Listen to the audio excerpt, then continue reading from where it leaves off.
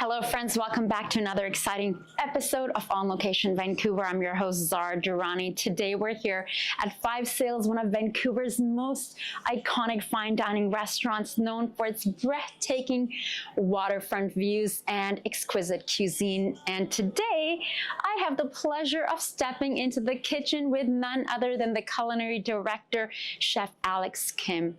From his early days on his grandmother's farm in Seoul to leading the charge in sustainable fine dining here at Five Sails, Chef Alex brings passion, innovation, and an incredible depth of culinary experience to every dish. Join me as I get a hands-on cooking lesson and dive into the flavors and philosophies behind the Five Sails' remarkable menu. Joining me today is Chef Alex Kim, and we are here at the beautiful Five Sails restaurant with some exquisite views. This is a place to be, and I can't believe I've never been here before, but you know, today we'll be going backstage and we'll be learning from Chef Alex, his story, his passion for food, and feeding all the guests here. Welcome to the show. Hello, nice to have me. Nice to see you today, and thanks for having me on. My pleasure, my pleasure. Well, we're here this beautiful spring day. Spring has just started in Vancouver.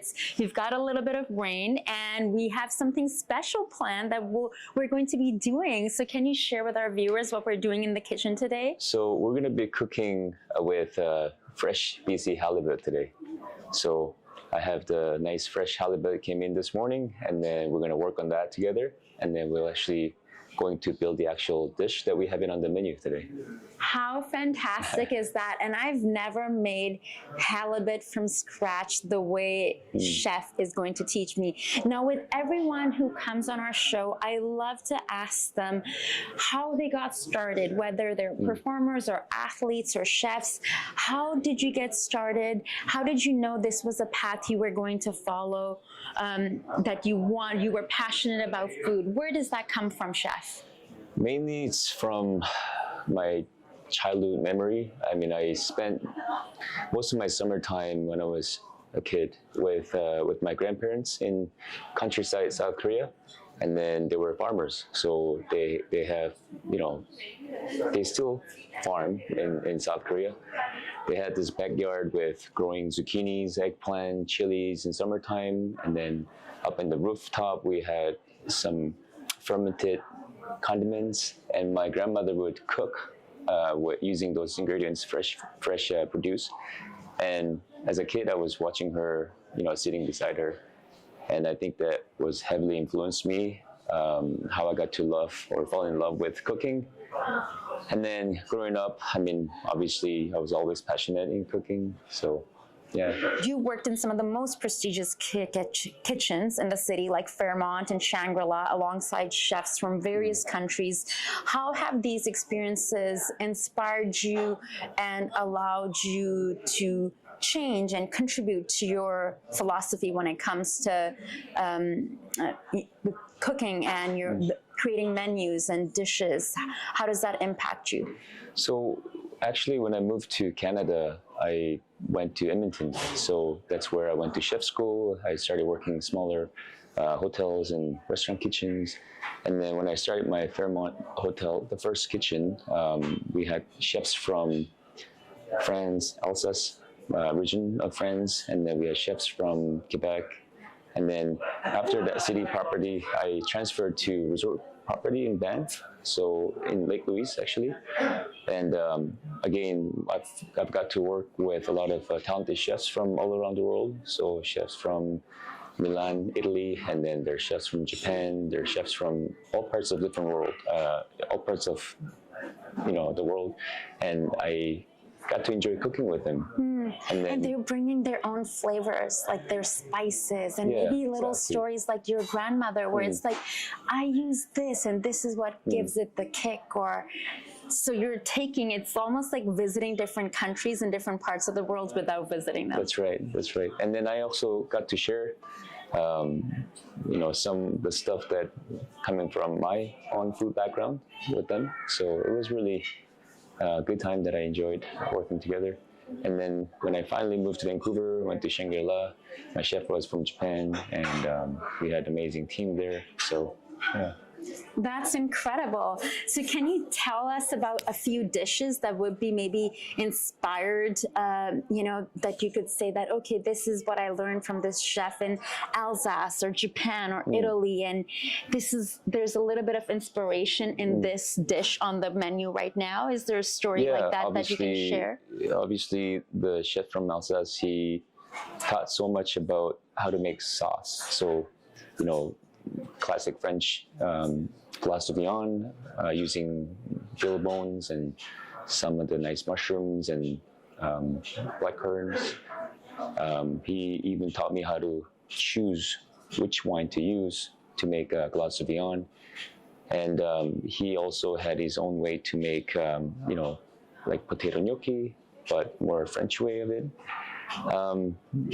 Again, working with a chef from Milan, he taught me how to make tomato sauce. Like, even from the basic skills, he had his own traditional way, and I got to learn that. And also, he had his own way to make potato gnocchi.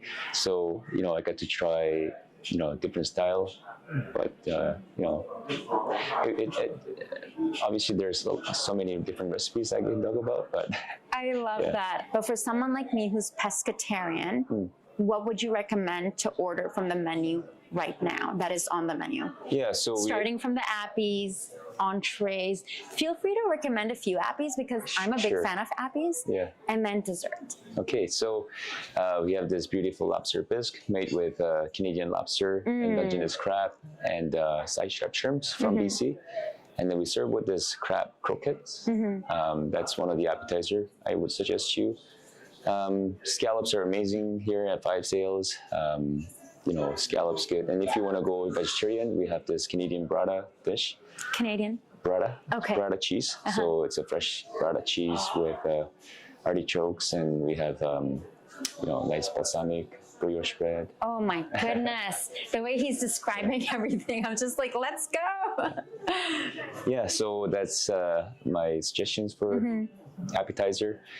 For entree, I mean, pretty much all the seafood options we have, you can have as pescatarian. So what we're going to be making today, the halibut dish, will be pescatarian friendly. We have, again, lobster tail, also from Nova Scotia. And we have Hawaii sablefish dish, paired with some indigenous crab risotto, and risotto. That's okay. Not just like risotto. Risotto. Okay. Or we're gonna call this orzotto. Okay. Yeah. Instead of using rice, we use a farro and a little bit of frigola pasta. Yeah. So those are 3 pescatarian items. Amazing. And for dessert? Yeah, I mean, pretty much all desserts are pescatarian friendly. Okay. Yeah, and what would you say that as a first timer here, you're like, Zara, this is what you need to get? So my favorite dessert on the menu is the honey cake. So my pastry chef, Daria, she's from Ukraine. And then this dish that she reinvented her grandmother's recipe. And there's a lot more layers, a lot more textural contrast, and then she uses local honey. The food sounds amazing. And then the views, like how could you just not be, it's almost like all your senses are going like, wow, like it's a sense explosion. Why go on vacation when you have this? That's right. You're really passionate about mentoring the next generation of chefs. What key lessons do you emphasize to your mentees about the culinary arts and the industry? So there are a few times I had this opportunity talking to culinary students, and then I was talking about at what stage, what you need to focus on, that kind of stuff. And when I'm talking to my sous chefs or chef de parties, that they're junior or manager level, I also kind of shared with them what to focus on. So I think that's when you're going into coming into this industry, the phase 1, you need to focus on the science part of it. Like cooking is pretty much science, right? So you need to understand how things work, and you need to understand, all the ingredients, right? So then you can focus on really the cooking part of it, and then also you have to work on your artistic sense, right? Because you need to beautifully present your food to the guests. So you need to have that sense, you know, what color and then what textures as well together. And then when it comes to becoming CDP or sous chef level, obviously you have to have the right leadership, right? That's your personality. I mean, the old school way that where chef screams and, you know, intimidate cooks, that generation has gone. So now we have to work together as a team and Healthy work environment. That's a great mindset. I love that. Congratulations on winning the Canadian Culinary Championship. Can you walk us through the inspiration and creation of your award-winning dishes? So 2024, I think it was end of May, I started planning for my signature dish, and because I was going on the regional competition for culinary championship here. So, you know, I started thinking about what do I really like, you know, in terms of the ingredients or seafood or, you know, vegetables or fruits that is available from BC or Vancouver. And, you know, there's 5 or 6 different type of seafood that I chose. And the tricky part was that I had to make it into one dish that can showcase my skills, also has a deep connection with my culinary heritage. So I came up with this sable fish and scallop terrine with a roasted sable fish steamed tuile on top, and that reminds me of Korean fish cake. I mean, it's much elevated version of it, but yeah. So what I was thinking about was the fish cake that I grew up eating, and then there's another components that is edible oyster and then with glazed and seared oysters on top, and that's you know, when you look at Korean food, a lot of like you can find this thing called sam. Sam is a way of eating your protein. So fresh lettuce, you can put some pork belly or you can put any type of protein on it, and then you just wrap it around and put it in your mouth. And you know, obviously I couldn't do that for a competition, so I made oyster shells that is edible. Yeah. And then I had some coconut and apple salad on it. Yeah. And the other components is Korean dumpling. Instead of making a flour wrapper, I made a wrapper with side striped shrimp. And then inside it was Dungeness crab filling. Oh, that sounds so delicious. Yeah. I'm like, well, is that what we're making today? Well, I'm so excited to have you take us into the kitchen, and we're going to be making fresh halibut today. How exciting is that? And honestly, first I was hoping for clear blue skies, but I think we have perfect setting to enjoy halibut. Okay, chef, what are we doing? I've never done this before. So this is my fresh halibut. Okay. Came in this morning, and then we just chop off the collar of the halibut as well as the tail. Okay. So before it goes on the cutting board. We're gonna show the guys the tail. All right. Can I hold the tail? Of course. Okay. Ah, oh my goodness. I've never, but I feel it's sort of amazing when you get to touch and feel what you're going to eat. Like in our culture, it's very much, you know, like especially when it comes to like whether it's a goat or a cow, or if you do a blessing and you feel what you're going to be eating first. So this is kind of amazing. Okay. So these guys will go into my stock. Eventually we'll make the sauce with all the halibut bones. All right. And today, so halibut is a flat fish, which means that you'll get 4 fillets. So 2 fillets from both sides. Okay. So we're gonna take those fillet off of the bone. All right, you guys, in case you're just joining us right now, we're here in the kitchen with Chef Alex Kim at the beautiful and exquisite restaurant 5 Sails down by Canada Place. I have never done what I'm about to do. Chef is teaching me new skills. I'm your sous chef today. So what are we doing, chef? Okay, so this fresh halibut, we're gonna get the 4 fillets from the top and the bottom off of the bone.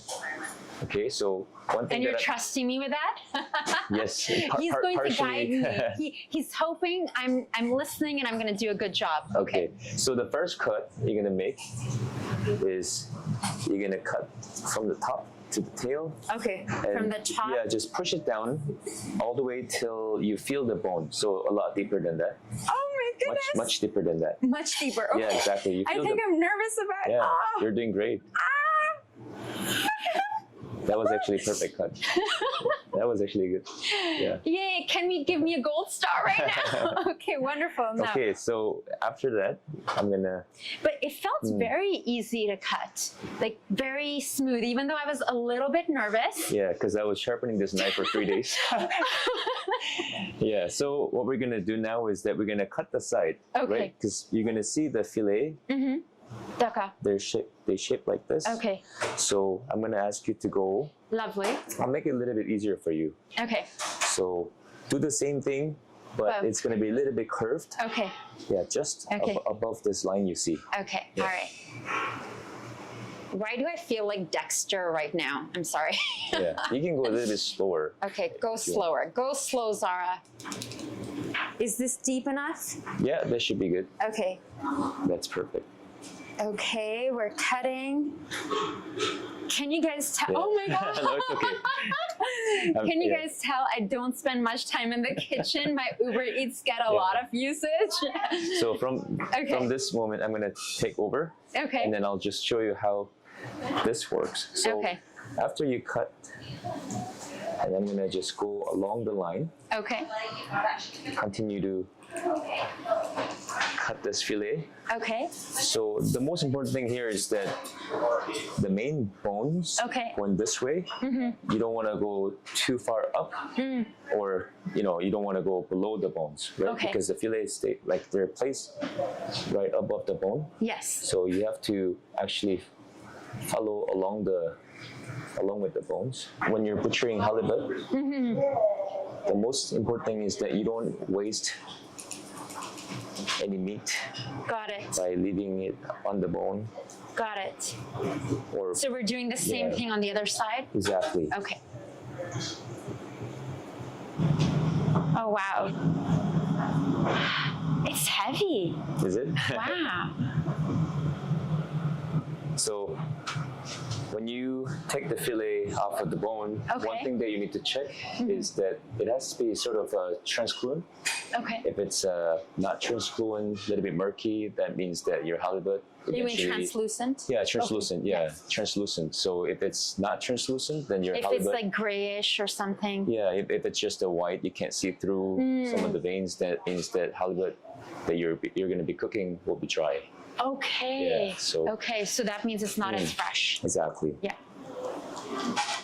And we all know we've had like clam chowder or fish that doesn't taste so good. I feel like whenever I travel, I'm so mindful of, I'm always worried about getting like, upset stomachs. So I always end up just eating vegetarian or vegan, and it's like only eating seafood or fish in the places where I trust, you're going to be getting quality. Okay, so this is our second fillet. Okay. And then, May I assist you, of course, Chef? yeah. So we're gonna Because be putting on see, that it's pan. part of the Zara cooking show, guys. Wow, it's like a workout. You could do it's like 3 pounds or more. Yes. So rest of the fillet, we're gonna take it off later, Okay. and then we're just gonna use the bones to make our stock. We have some leeks, fennel, onions, and nice herbs, bay leaves. So that goes into my pot. Got it. And then we'll make our halibut stock later. Okay, so this beautiful fillet Okay. that we have. And obviously one side there's skin still attached. So we're gonna take the skin off. Okay. Should I show you one fillet and you can try that one? Yes, I would Okay. love that. Please. Thank you. Yeah, so I'm gonna get you to step aside a little bit. Okay. Yeah. So with my chef knife, you Got see what it. I do? Yeah. Uh-huh. And then once you have cut the skin and the flesh, Yes.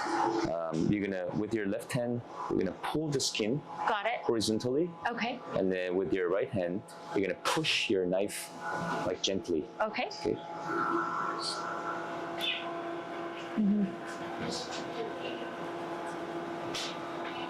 Like you've done it before. So then here we have the fresh fillet, Okay. and then I would like to, I'd like you to try the second fillet here. Ay, ay, ay. I feel like this is my test right now. It's the exam. Were you listening or not? Yeah. This knife? Ah! Okay. So, the first part, you're gonna have to cut it from here. make this. Not through, yeah. Sorry. And then now you have the skin. Okay, got the And skin. then slowly go. And pull it. Okay. All right, guys. I was listening to the chef. Maybe just go a little bit closer to the skin. Okay, don't waste No, anything, yeah. Zara. All right, we're learning. Get closer to the skin, girl. Yeah, at this Okay. point, and then you're gonna go Pull. horizontally. Yeah. Okay. Okay, wow. Learning new skills right here on camera. We're going live. Ooh la la, I did it. I think you got it right. I did. Wonderful. Bravo. And I get to lift up this beautiful piece. And voila. Awesome, great. So we're gonna quickly trim off a little bit of this wing. Okay, is that the fact? No, not really. It's the, I think it's the wing of the halibut. And then trim off the bones here a little bit.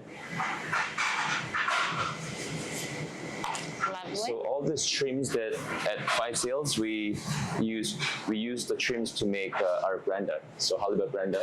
Okay. Yeah. So my portion will be. So these are the pieces that guests would get. Yeah, Okay. exactly. So now Lovely. I'm gonna cook the halibut. So I have these two pieces that are brined. Okay. So they're brined for about 15 minutes Okay. in 10% salted water. Okay. And then we lightly rinse them. That's so we have these brined for our service. Okay. So now when we're actually cooking, we don't have to season, Okay. right? All the portions will be evenly seasoned. Yeah. And then the brining process will actually help keep the moisture inside the halibut. Lovely. Yeah. Sweet. I'm so excited. And you know why I'm even more excited? It's because I'm getting hungry. I feel like I'm not the best sous chef, not assisting with cleaning. I'm just standing here learning. But I'm so excited to try this recipe at home. So you tell me what I need to do next and how I can assist you. All right, so I have this steamer pot going. Okay. As soon as the water starts boiling, we're gonna Okay. put these two fillets inside the steamer for 5 Okay. minutes. We're gonna For steam 5 them minutes. for 5 minutes. Okay. In the meantime, I will show you.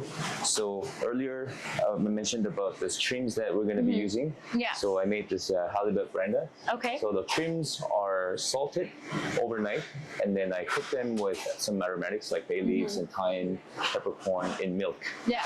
And then all the trims, after they're fully cooked, I mix them with Yukon Gold potatoes. So, and then after that, some lemon zest, olive oil. So Delicious. I Yeah. feel like I'll struggle with making this at home, but maybe I'll do my best with halibut. So this potato branda looks like this. Lovely. Yeah. And then with the bones and all the leftovers, Okay. I cook them for a long time, like maybe 5-6 hours, and I strain them, and then I reduce it down to this consistency. Okay. Now this is the halibut. I call this halibut jus. Okay. Yeah, so that's gonna go on the sauce as well. Lovely. So once the water is ready, Yeah. we're gonna put our halibut in Exactly. and And these are asparagus. asparagus. Again, halibut season starts in spring, so Okay. I would like to pair my halibut dish with all the spring garnishes. Yeah. So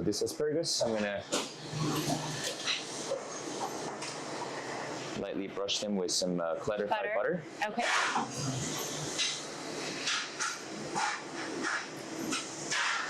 And a little bit of sea salt. Lovely.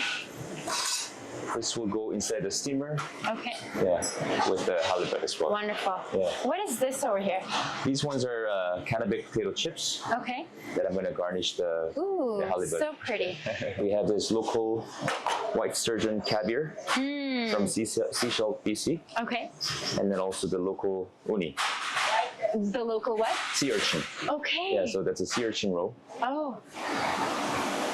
I call this siphon, or you can call it the, whipped cream dispenser. Okay. Inside of this, I have onion potato espuma, which is a puree. Okay. And we got some spring onions, spring garlic, and it's really creamy. That goes really well with the halibut. So because halibut is a lean fish. I feel like all of this, I'll just have to come back to Five Sales when I'm wanting, because to do a lot of these, like I can do the asparagus at home, I can do the steaming, but this is the extra details. Yeah, exactly. I love it though. I'm getting inspired. Okay, so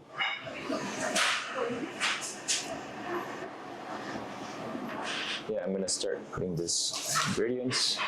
Make sure that halibut goes inside the steamer for 5 minutes. Okay. But the asparagus, we don't want to overcook them. Got it. So we're gonna take them out of the steamer maybe after 2 minutes. Got it. Okay.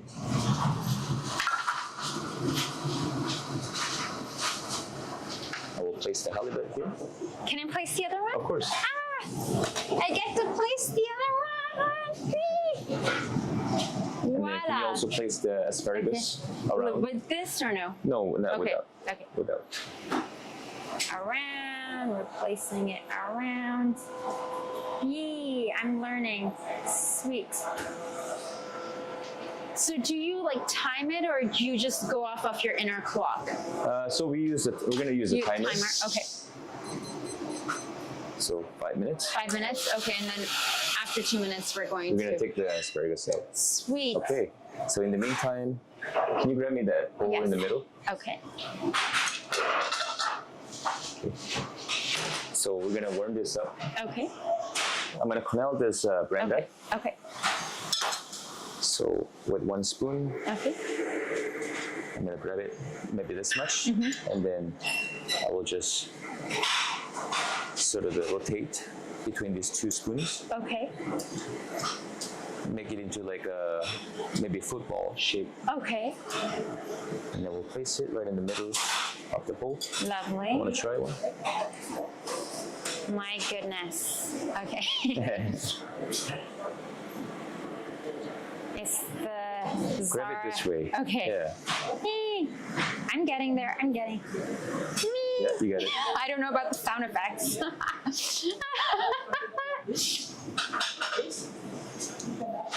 You made it look so easy, chef. I don't know what I'm doing. No, you're doing well. You're doing well. That's I don't know what are the sound effects that I'm making. It's like when you learn something new, you're a beginner. So basically, when you're doing it. Okay, show me again. Yeah. So when you're transferring from a spoon to another spoon, you make sure that you scrape Okay. using the side of it. Scrape. Yeah. Okay, got Scrape. it. Okay. Yeah. Should we take out our asparagus? It's Yeah. like Let's 2 minutes. take them out. See, I was listening. I'm a good sous chef. I'm ready to get hired in a fine dining restaurant. Okay, I think I got the gist of this. We're gonna sauce the branda or around the branda with the halibut shoe. Okay.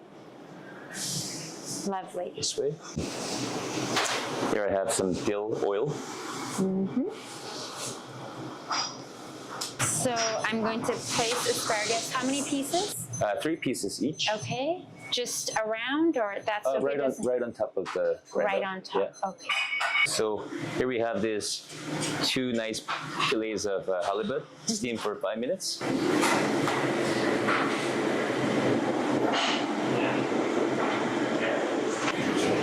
This is so fun. I I can't believe I did all of this. Okay.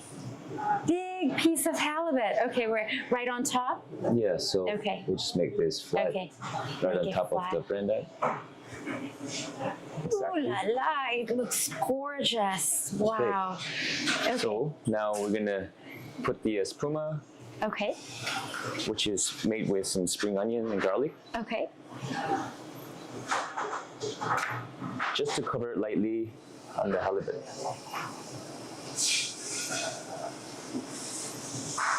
You want to try? Yes, please. Yeah, gently press. You read my mind. Okay. Gently here. Yeah. Just there. Okay. Next step, we're gonna put the uni right on top, or the sea urchin roll right on top. It's from BC, as well as the caviar from Seashell, BC. Ooh. Okay. Yeah, Wow. and then we'll finish off with some nice sorrel and micro arugula and chervil. My goodness. And then lastly, this Canada crisps. It's a piece of art. It looks so fresh. I'm so excited to dig in. You know, since I did so much work, I really worked for this one. The moment I've been waiting for, from the moment I entered, 5 sales has arrived. Oh, merci beaucoup. Oh la la, these views. We changed the camera angle so I can enjoy this beautiful view of the mountains while having this experience for the senses. I'm so excited to dig in, Chef. So am I. Okay, so let's try. Okay. So would you recommend me to have a piece of everything, like dig into... I would actually recommend you to try the halibut itself first. Okay. And then, because it's really fresh and, you know, nice. And, Okay.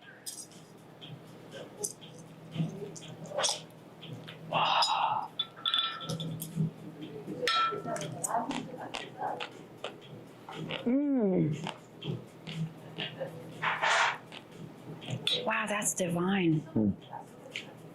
I like how light it is because of steaming it. I love the lightness and the explosion of the texture with the caviar. I don't want to call it sauce, but what did you call what we put at the place at the bottom? It's a halibut jus. I mean, it's Jus. halibut sauce. Okay. Yeah.